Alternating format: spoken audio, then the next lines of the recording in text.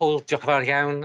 Thank you very much. Prynhawn da I chi gyd, a diolch am y gwahoddiad I siarad heddiw. So good afternoon, everyone, and thank you for the invitation to speak today. And Paul, very nice to have that introduction from you. You know, interestingly, I was speaking at a civil service live event in Cardiff last week, and I almost used your exact phraseology there to describe the uniqueness in Wales about the ministerial access and the intimacy of the system.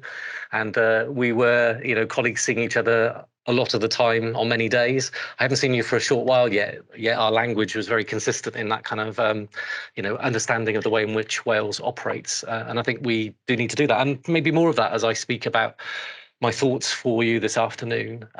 Look, it's really important to have the luxury of this time available to you to have some pause and reflect time as part of your development journey, but also as part of the context that we're operating in, you know, and particularly so because of the last couple of years or so. And I think this virtual maintenance of the Summer School for Philosophy is really important. You know, I've had the chance to be a participant and also to speak at these events over many years now, both in summer and at winter, and in fact other events from Academy Wales. And it's been a really important way for me to kind of appreciate the way in which public services can interact, but also the personal leadership responsibilities about that as well.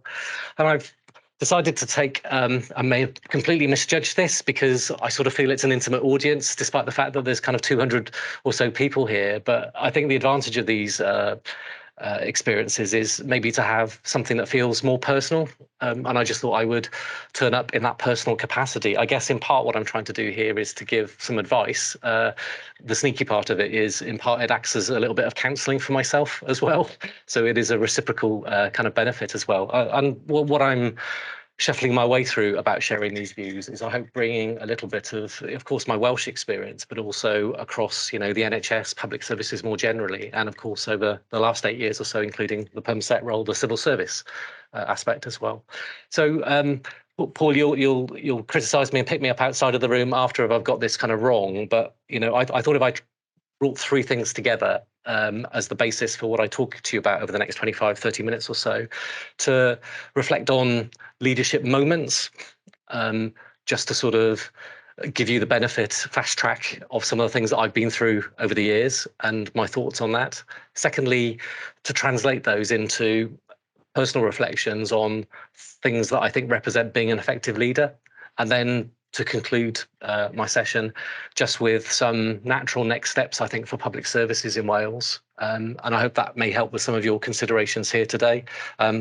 You know, with trepidation, I see some of the comments about the fantastic day you've had together, and I will do my best not to let you down in that environment at this stage. But, you know, hopefully these are things that will help you as well. So just on that basis, just to start off with, leadership moments. And the reason that I focused on this was that, and I will touch on it a little bit again as I speak to you, is that I became a permanent secretary 8 months ago, but 3.5 years ago, I was on a development course to be a permanent secretary. So I guess that's good news because you can go on development courses for things and then you can kind of get them after.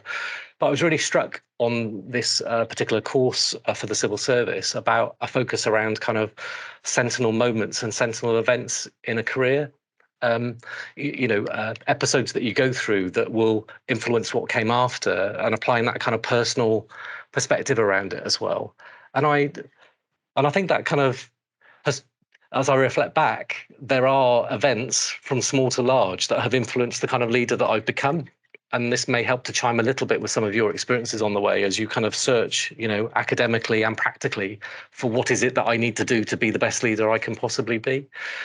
I think whilst the kind of academic literature on this was kind of focusing on these sort of single moments, and I will certainly call out a couple of the most significant moments that I think I've been through, I kind of see some of this as validating a range of experiences and moments from, you know, the start of a career right to where I am right now. And I still go through some of these experiences, as the last couple of years will have demonstrated to kind of all of us. But I just thought to personally reflect on that may help an understanding of leadership effectiveness and personal resilience.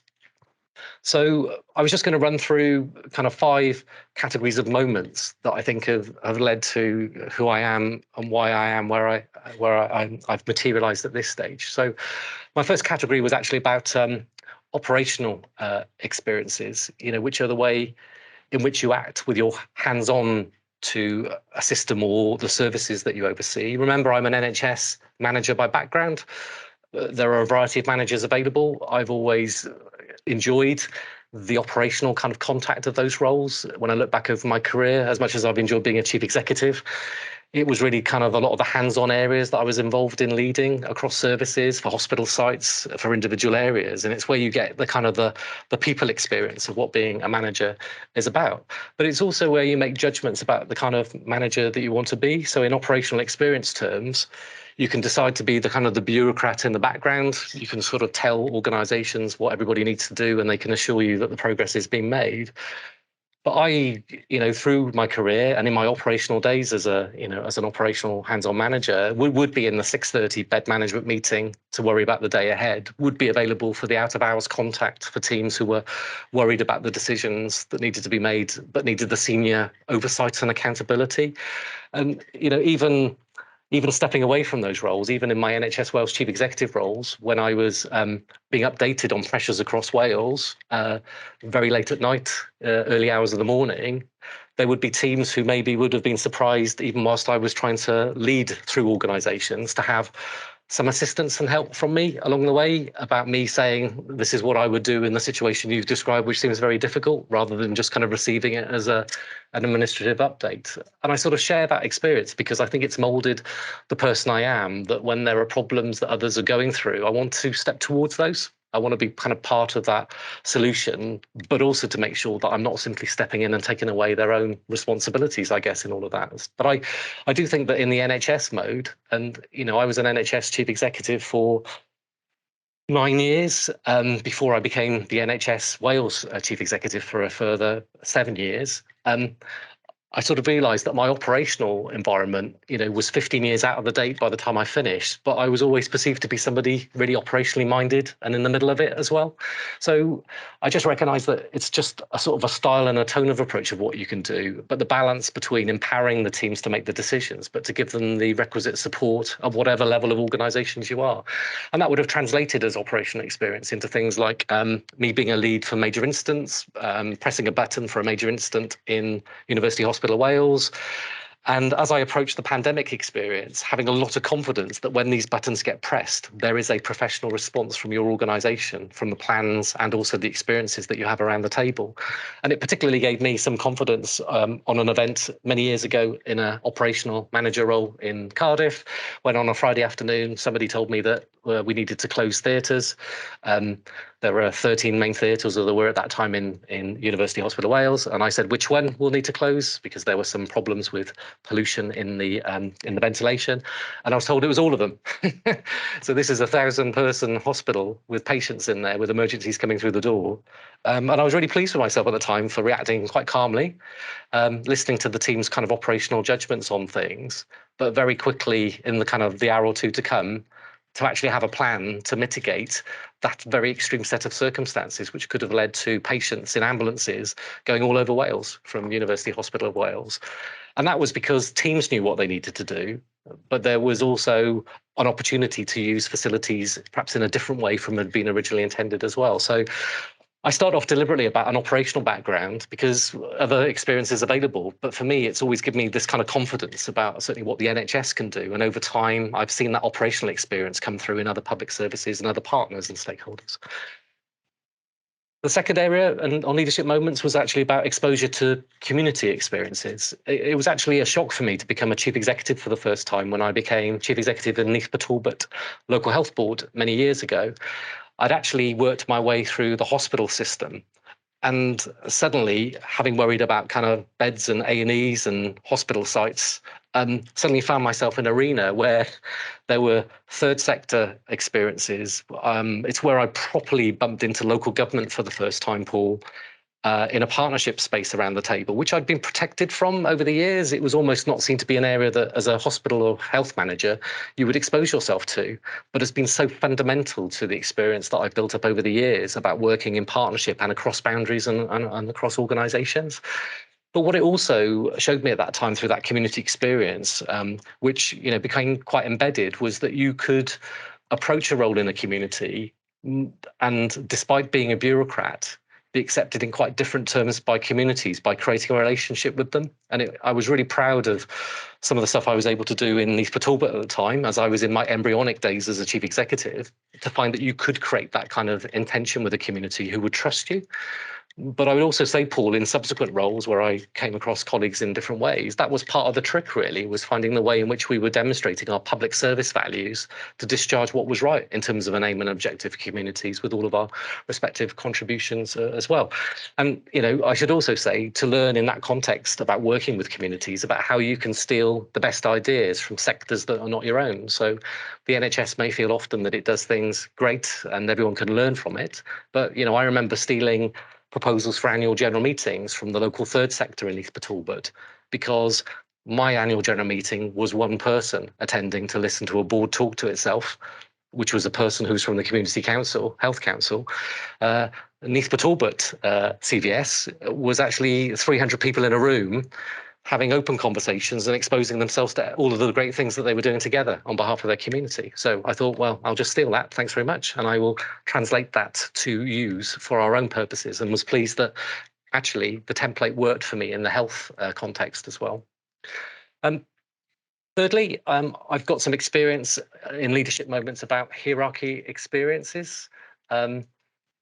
All of the great ideas that I've had over the years have actually not really been, I think, my great ideas at all, because, of course, they are about facilitating, enabling the views of frontline staff to do the right thing for their patients in the NHS context, or for public services in the citizen context. And it's really important to make sure that however you find a connection, that it isn't just about sitting in a room by yourself and thinking very, very hard about issues, whatever your values are for good public service. I think the trick is about how you enable colleagues and teams to come together to feel that they can make the difference and how they can bring things together.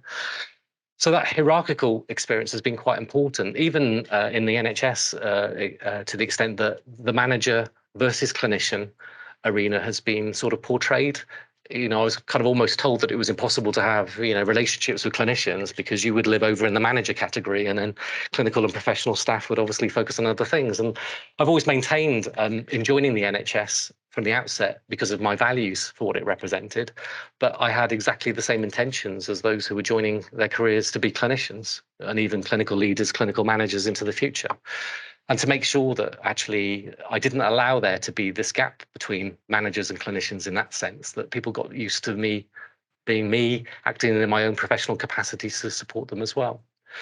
But I also have experienced that hierarchy myself in a couple of different ways. So again, to say that these are moments that you gather over the years, I still very strongly remember in my first year of being in the NHS, and I think I was a project administrator at that time, doing service evaluations across Wales, thinking I was going for an informal conversation with a couple of colleagues in North Wales in a trust, and then finding myself kind of exposed that I was kind of evaluating, basically, and being cross-evaluated by the whole board of the trust, with a whole bunch of very senior people, from chief executives and chairs and non-executive directors, etc.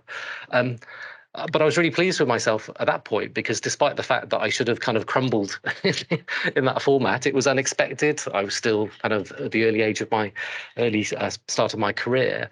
That actually I really enjoyed that opportunity to interact at that level, to be clear on my own credentials being in there, and to make it a very valid discussion. And I think actually I was very truthfully able to represent their views back to the evaluation that I was done, having created that relationship. And I kind of feel that it's made me comfortable and confident over the years to deal with a number of different arena that I'm in, ranging from communities to sort of stakeholders, and again to try to stay true to myself, I guess, in that arena. But it also comes with a responsibility as you move up the structures for some accountability in that hierarchy as well. So again, without treading on the toes of individuals who know what they need to do, it's been really important for me in various moments in my leadership experience to step in to give teams the support that they need. They may well have made a decision that was a bit different from what I would have intended for myself, but they had the delegation provided to them to make those decisions, and to ensure that they felt they had the support available through those hierarchy moments. There are other experiences available. There are times when it can feel as though at the moment when the accountability is kicking in, sometimes, colleagues and teams can disappear. But I always thought it was really important in terms of my personal credentials that I would be there when that kind of public accountability was going to be part of it. And I guess you would have seen some of that in my involvement in the pandemic experience and some of the things that I tried to do myself within the Welsh context as well. The fourth area is actually about experiences that have been about kind of line management.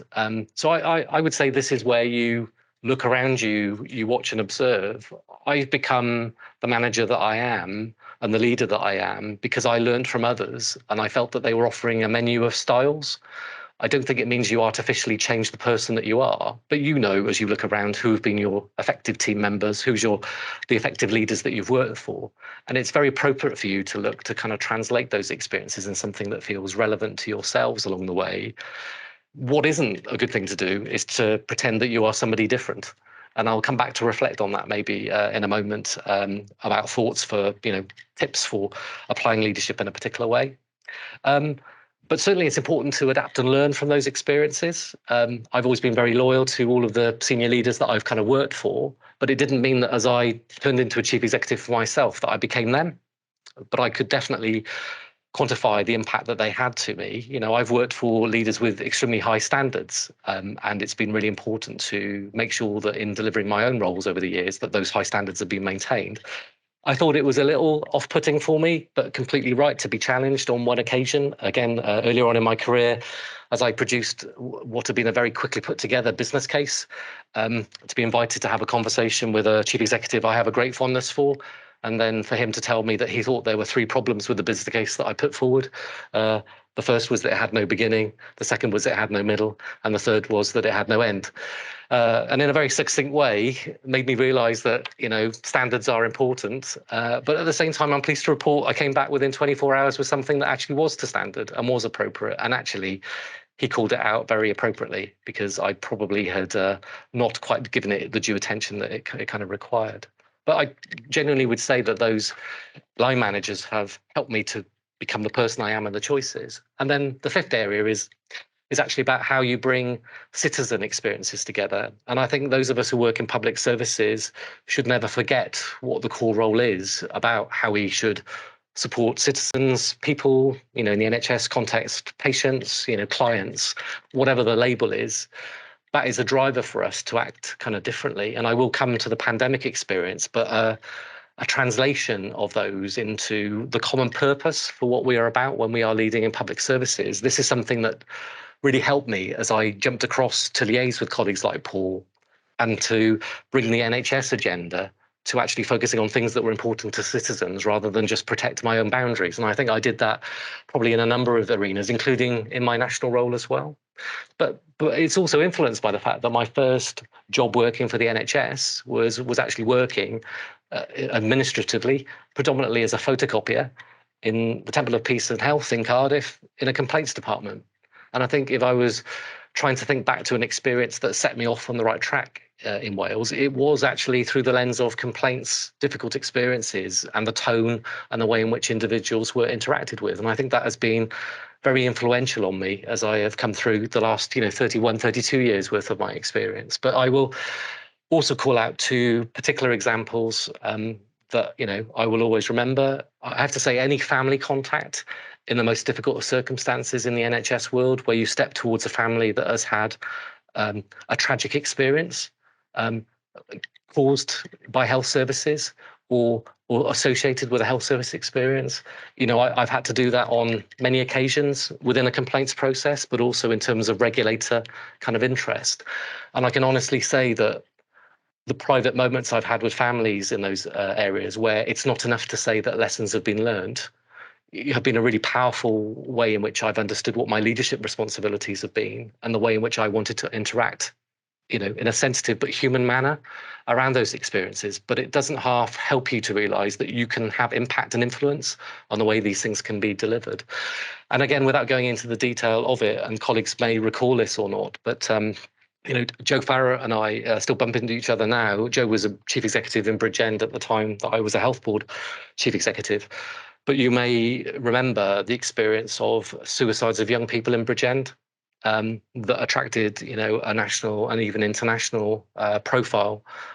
and the way in which that meant that we had to come together as stakeholders in support of our communities to be honest and upfront about it and under intense media scrutiny was really formative in terms of, I think, the direction that my own career took and some of the judgments I made about, I guess, being exposed to the difficulties of operating and running public services as well. And if I was going to call out a particular event that, is a sentinel event in itself that had the greatest influence on me, it would have been living through that experience with all of that trauma and sensitivity that the community felt at the time, wanting to know what was happening, but also making sure that public services were lined up around it as well. Which leaves me under this leadership moments aspect, just, to link it into the pandemic experience. I almost look back and think of the role I had to discharge and play as NHS Wales Chief Executive, of course, around the government table and in support of ministers, but actually in the public service collaboration space. I kind of almost feel that all roads of those leadership moments and experiences kind of led to what the pandemic needed to have offered to it in order for us in Wales to work our way through that, whether it was the collaborative intentions that we pursued on the relationships that you could rely on in NHS terms. I'd appointed all chairs and all chief executives to the NHS organisations, which was like a personal connection with those individuals who were leading their own organisations in this kind of once in a century kind of event. And I do feel that, having had this interest in stakeholders and partnership right through to being a chief executive and an operational manager with an insight and interest in major incident and emergency planning, you just feel as though, for some reason, the ingredients kind of came together, including because of some of that very high public profile experience that I described, particularly in the Bridgend experience, of the need to actually speak very humanly and openly in media experiences through the pandemic experience as well, to advise the public of plans, but also to give reassurances on our approach as the NHS and other public services. So just to run those leadership moments, and I hope you would feel, if you think back yourselves, you would have similar things where sometimes a moment that you wouldn't have planned for has occurred along the way, or you've stuck your head above the parapet, or you've stepped towards a problem. These are things that turn you into kind of the leaders that you are now, but also the leaders that you will become over the years that are ahead of you as well. So my personal leadership reflections to translate that are, probably in 6 areas. So number one, as a personal leadership skill or reflection or attribute, we must start with collaboration. You have to start looking at things across silos, across organisations, across sectors. It felt to me, as I first became an NHS manager and certainly as a chief executive, the role was to kind of protect the boundaries of the organisation. And really early on, because of that community experience, it was really about ensuring that the NHS was actually part of those broader solutions as well. And I do think that at our best in the pandemic in Wales, it was when we worked collaboratively and together from policy to delivery. We were more than the sum of the parts. And I genuinely feel that collaboration is a skill, not just an experience. And it's really important to recognise as well that, there are other approaches to collaboration. I think we judge to do it because of the intimacy of the system that you've described at the outset, Paul. But of course, remember in Wales, we have a Future Generations Act requirement that there is a duty to cooperate as well. And that should be used positively for the purposes that it allows for as well. So that allows us to understand that, team working is part of the solution rather than these kind of individual silos that we create either as individual leaders or actually as individual organisations. Number 2, really important to have pride about public services. I'm really proud to have worked in the NHS, really proud to have worked for public services, proud to be in the civil service now. But in the pandemic response, it was the common purpose of all what we were up to as our strength. And as I reflect back on successful partnership delivery or citizen delivery over the years, it's been that common purpose that we've been able to broker and bring together. I think of some of the mechanisms, Paul, that we were doing in Gwent as an area and collaborating, some of which was head-to-head with Monmouth and some of it was much broader than that. But it was genuinely where, despite our different offers, we were bringing together the common purpose on that. And it's probably why at the moment in Welsh Government terms, as I look to point Welsh Government to be a different organisation into the future, I'm really focusing actually on the values about being in the civil service and being part of public services in Wales, because I think that allows us to bring together that kind of a common language as well. We are there to make a difference to citizens, patients and our communities. Number 3, I referred to hierarchy. And And, of course, I am absolutely supportive of the need to make sure that you can garner leadership and support from the top, and there needs to be an authentic vision. But leadership is required at all levels of our structures. And it's really important that there are moments to ensure that either you reach out if you're in a senior leadership position to validate that, but also as you are pointing upwards in your careers, that you take advantage of where you are in the structure at this time. I would actually argue that I felt that the greatest confidence I had in my skills and abilities was almost when I was an operational manager, interestingly, rather than as a chief executive, because I had the experience of being left to kind of do my own thing, I hope with an authentic kind of leadership style. So, how you make decisions, how you work within teams, how you are sensitive to experiences, but also how you discharge accountability is something that is a matter for all of our structures. Fourth, I think you need to find a balance between development, leadership development, but also practical application as well. And I think it's really key to have moments when you have the opportunity to pause and have leadership support. I've had that on 3 or 4 occasions when it was the right experience to allow me to just think differently about the future, being exposed to quality, continuous improvement cycles in the NHS, being part of the Civil Service Permanent Secretary development cycle. But actually, I'm a great believer in it's not just what you learn, it's what you apply. And obviously by you collecting yourselves through the summer school mechanism, it's not just for you to have much interest about everything that you've heard, it's how you're going to have some takeaway messages to think about how you can translate that into making a difference yourself. So that ability to pause, to adapt and apply is a really important aspect as well. And then fifth, on the reflections of skills is, bluntly, I think that our roles are about making things happen, not just kind of reflecting, not necessarily just planning. It's actually about stepping towards problems, exposing ourselves. It's translating, our great ideas into practical implementation. And I think the pandemic experience that I've referenced was all about that, the ability to translate and at speed plans into action.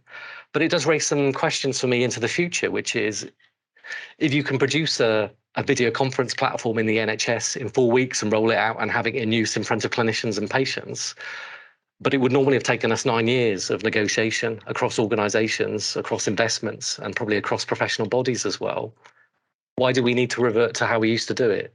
So the energy of the pandemic response is, if you can do things in days and weeks, then actually ask yourself the question, why wouldn't we be trying to do that in terms of the choices that are ahead of us? And I do think that avoiding the reversion to treacle is probably quite an important leadership aspiration. But we aren't there to observe public services. We are there actually to make a difference. And then my 6th point, before I come to some of my closing comments on public services, is look, honestly, to be yourselves, to stay true to your values. I joined the NHS for a reason. I feel proud to be in Wales, to keep aligning with those values, whether it's through the public service context or whether it's through the civil service as well. In part, I'm in the permanent secretary role because as I went through the development course, the IDP development programme, there was a strong focus on the fact that it was looking for individuals who were themselves. It wasn't about an identikit for permanent secretaries. And probably without me going through that course, I maybe wouldn't have made quite the judgment I made to apply and go for the recruitment process for the permanent secretary. But I think it's really important to focus on the skills that you have and look to apply them in your different settings. And personally, I feel it's really important to have a consistency about your approach. I argue that a lot of people say it feels like I'm the same as I was 32 years ago. I try to advocate that I'm a bit more experienced and a bit wiser along the way.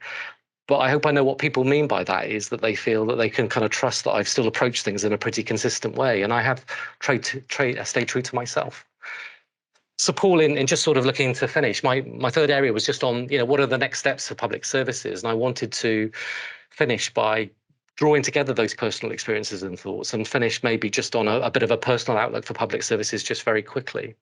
So just to start that, just to say, I'm very proud of public services in Wales. I'm very proud of what they did in the pandemic response. But I'm actually very proud of the way in which we approach these services together beyond the pandemic experience. I feel I've had positive experience of trying to discharge good things for communities over many years in Wales and in different roles. I think the public service collaboration and delivery and the pandemic response really should give us a confidence about that experience. So we should be embedding this, that this is a kind of a true reflection of what we get up to in Wales. And really important to make sure in that public service context that we don't slip back, but we do point forward. I don't think we should just assume collaboration. I think we have to focus on the framework for delivering that. So how do we bring together the skills for collaboration? What is the template? How do we get this exposure to the experiences that happen that make a difference? And I hope you've been having some of that through today's session, but equally through your the sessions to come that remind you about maybe the way in which you can grab those collaborative skills. I was sponsoring a recent civil service cohort, and the thing I chose to focus my time on with them 3 years ago was actually on collaboration across government, let alone across sectors as well.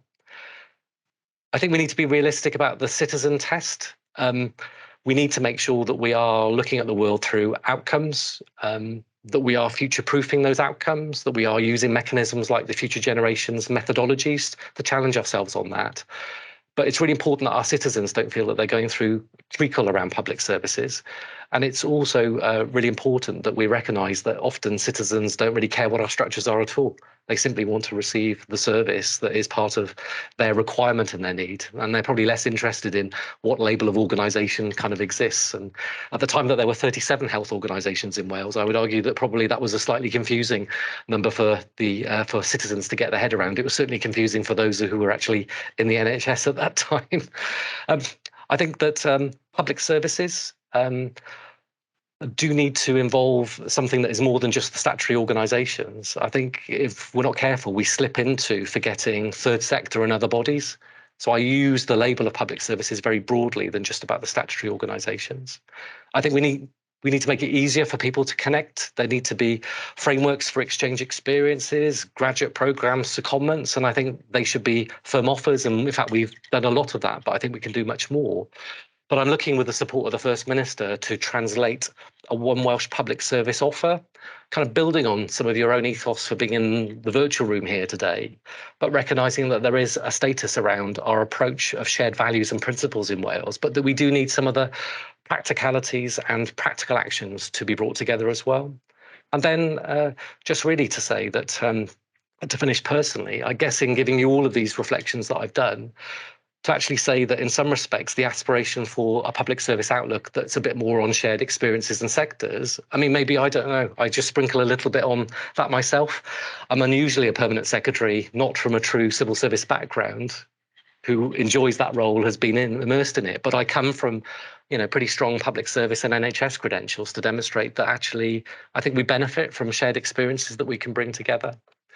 So, ultimately, and in finishing, Paul, when it comes to overcoming challenges, I do think that people and our staff, we are adaptable and we are innovative. I think we've been living through events of historical significance, but we also know that we will work through these current circumstances and we will emerge.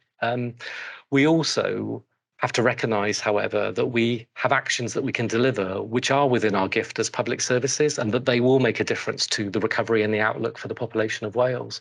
And I think for all of us at our different stages of our careers, the pandemic response will no doubt be a sentinel moment that I'm sure will influence your outlook. But it will be important that you push on those foundations and the actions that we put in place, that we embrace change. Indeed, I think we need to enable change. And we need to be motivated to address the societal harms that have occurred and do the best that we can for the people of Wales. So I hope it's helped to link those personal reflections, Paul, through to some tips, I guess, on skills and attributes, as well as the way which we could point public services together in the future. But just to say, diolch am wrando a pob lwc. Thank you for listening and good luck.